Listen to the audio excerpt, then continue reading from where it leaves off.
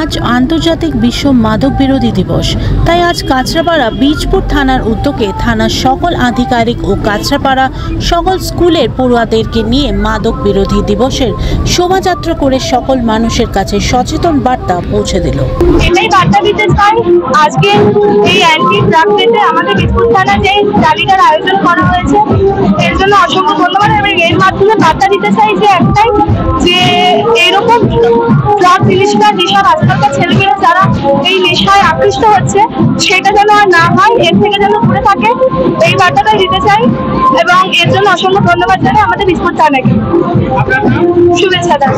কথায় সোজা কথা আছে that society has to come forward to keep the young mind alert এবং সিভিল সোসাইটিকেও আমার এরকম অনুরোধ থাকবে যদি ওরা কিছু এরকম দেখতে পায় ওরা যাতে, because civil society is eyes and ear of the police, তো ওরা যদি আমাদেরকে কোনো খবর দেয় তাহলে definitely we will take action against such people. Thank you.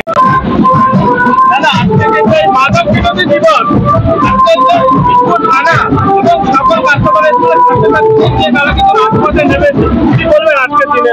আমরা এই প্রোগ্রামটা এই বছর নিয়ে 3 বছর ধরে করছি বীজপুর থানা এবং ক্লাব সমন্বয়ের উদ্যোগে। কাঁচরাপাড়ার সমস্ত স্কুলকে দেখেছি এবং কাঁচরাপাড়া কলেজও আছে। আমরা যেটা চাইছি, সমাজে মাদক একটা অত্যন্ত বিপজ্জনক, বিশেষ করে স্টুডেন্টদের কাছ থেকে এই মাদক থেকে সরাতে হবে, তার নাহলে তাদের ভবিষ্যৎ নষ্ট হয়ে যাচ্ছে। আমরা এইটা মানুষকে সচেতন করছি বীজপুরের মানুষের কাছে, যে প্রত্যেকটা বাচ্চা, বিশেষ করে যারা স্টুডেন্ট, তারা যেন এই মাদক থেকে বিরত থাকে।